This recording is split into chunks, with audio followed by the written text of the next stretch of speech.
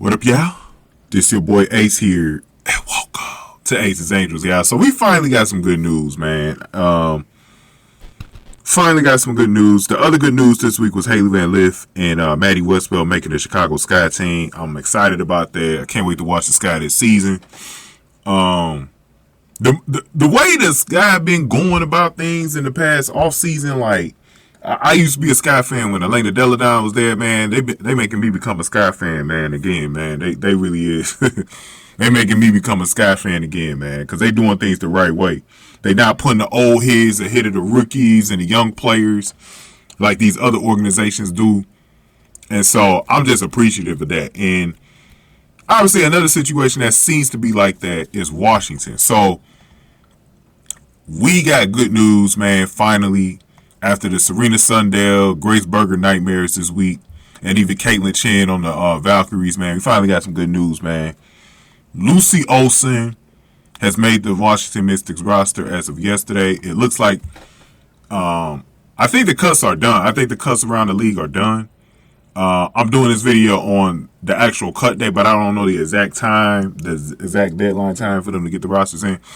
But I keep hearing confirmations that Lucy has indeed made the opening day roster, so that is awesome to hear, because I was starting to count her out because it wasn't looking good. It was not looking good. They signed Lauren Jensen last Thursday.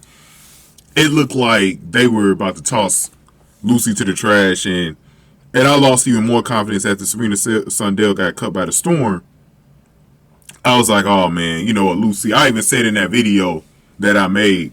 And shout out to y'all that watched the video. Got a lot of views on that video, almost 1,000 views. And I said in that video that, you know, at least I was predicting that Lucy Parr was going to make that roster. So it's good to know that that isn't the case, that, you know, Lucy won't be making the roster. So I'm so happy about that. It makes me feel good. It makes me feel good, honestly, Al, that Lucy has potential to make this roster, or has made this roster, man, after what we've been through. And then just yesterday, Grace Berger getting cut. Like, you know, it's not a big deal long term with those cuts. It's just that you don't get to see these girls on the opening day roster. So you don't, when the season opens, the first 3 games of the season, I can't watch Serena or Grace in the WNBA. You know, so it sucks. On that level, but at least, you know, there's a possibility. I don't know how Lucy's minutes are going to be to start out, you know, because she's definitely coming off the bench. That's the one thing I'm curious about, you know, but honestly, I'm not going to worry about that right off the bat. I'm just glad that she made the roster, period, because the Mystics is a fun team that I really wanted to follow this year, and it was looking like I could only look forward to, like, Sonia Centron and Kiki Arifin and stuff like that, watching them. And Emily, I like watching Emily Anxler and stuff like that, and Jay Melbourne, and there's no Georgia Moore. So this is a team that I really wanted to follow. Like, I really wanted to follow this Mystics team, and I was starting to get very, very, I don't know, it was starting to feel weird, because I was like, if Sonia's the only one on the team that I'm really, really looking forward to watching, and that's like, man, it would have sucked. But at least Lucy being there, she's going to get a lot of attention from the fans, regardless if she gets a lot of minutes or not. I think that's going to be fun for us to, you know, watch her when she does come into games and stuff like that. And it's just fun, man. It's just fun. I think it's fun for the league. And that's why that's why I'm happy when younger players get drafted to the younger teams. Serena's situation sucked because she was on an older team that's trying to win right now, and I knew that was going to affect Serena's position. Even though the only reason I felt the most confident about Serena was on 2 different reasons. There wasn't a lot of competition for the guard spots, and then number 2, I felt like they were using her as an insurance policy just in case Nika Molden come back the same or coming off that ACL injury as a point guard that could dump it in to Malanga. But obviously they got a lot of confidence that Nika Molden could come back next season and be that point guard for Malanga. So it is what it is on that. So the Mystics have their home opener on Friday night against the Atlanta Dream. That game will be on Ion. Y'all know I'm watching that one. I think the other game is Dallas and Minnesota. Don't really care. Don't really care about that one. I'm not like a huge Paige Becker fan either. I like Maddie Segrist a little bit more off that team. But and then y'all know how it's war against Minnesota right now. It's war against Minnesota after what the hell they did. Outside of Bridget Carlson, I just really don't care about that team. So it's and Alana Smith and Lizzie Peely. I don't really care about the Minnesota Lynx. So it's war against Cheryl Reed the rest of the season after what the hell she did to my girl Grace Berger. So, but the nightcap, I think it's the Valkyries and Sparks, so we'll definitely be watching that one.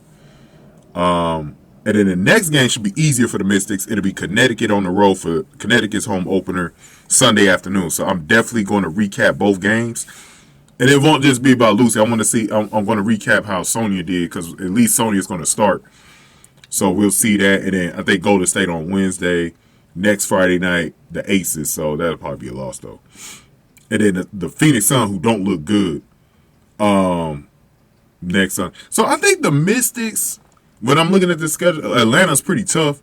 They could start off maybe 2 or 3 wins in the first 5 games when I'm looking at this. So they shouldn't just have like 1 win or anything like that. They should have about at least 2 or 3. Let's see what happens, though. And it won't surprise me if we don't see a lot of Lucy in these first 5 games. I think she's going to be on a deep part of the bench. But we'll see. We'll see what Sydney Johnson does with his rotations. We'll see if there's like any time for her to get in at the end of games. It's going to be interesting to see how the rotations are to start. I think Lucy's minutes are going to go up as the season goes, because there's going to be injuries. And as long as she stays healthy herself, I think there should be a chance to see her more towards the end of the season. So that's kind of like where I'm really prime on Lucy right now. Not really the beginning of the season. So we'll see how that goes, man. Good luck to Lucy, man. Make Iowa proud as usual. Addie Dill's coming in. I got to do a video on Addie Dill soon, too. The new Iowa star, Iowa freshman. So just make Iowa proud, Lucy. Glad you made that roster, and should be an interesting season for her, man. And the other thing I like that Sugg Sutton stayed on the team too, because I like this Sugg Sutton with Grace Berger last year in Turkey.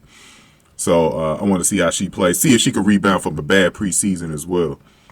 And Emily Angsler can continue to haunt the Indiana Fever for trading her away. You know what I mean? Because she should still be on the Fever, man. That's crazy. But the story is going to be Sonia Centron. And seeing if she could translate that amazing preseason over to the regular season. So we'll see how she does, man, as a potential Rookie of the Year candidate. So, and the other thing, Aaliyah Edwards. I want to see if she can start to become a double-double machine for the Mystics. And I want to see how they use Kiki. I want to see where they use Kiki at all year. Brittany Sykes is the best player on the team. I expect her to have maybe a potential all-star season. And Shakira Austin as well, maybe a prime candidate as well. So we'll see how these players do, man. It's going to be an interesting Washington team, man, to watch. It really is. Big Steph Dolson as the leader. And, yeah, I can't wait, man. I can't wait. But give me your thoughts on this, Lucy, man. We're going to talk a little bit more about Lucy. If she gets in any of the first 2 games, we're definitely going to touch up on her in the Sonia Centron videos probably. So be on the lookout for it, because I'm definitely going to do a recap video from their first game against the Dream. Definitely doing one. It'll probably be up Saturday at some point. But going ahead and give me your thoughts here. Give this video a like, share, subscribe. Thank y'all for watching. Aces Angels, y'all. Congratulations again to Lucy Olsen for making her first WNBA roster.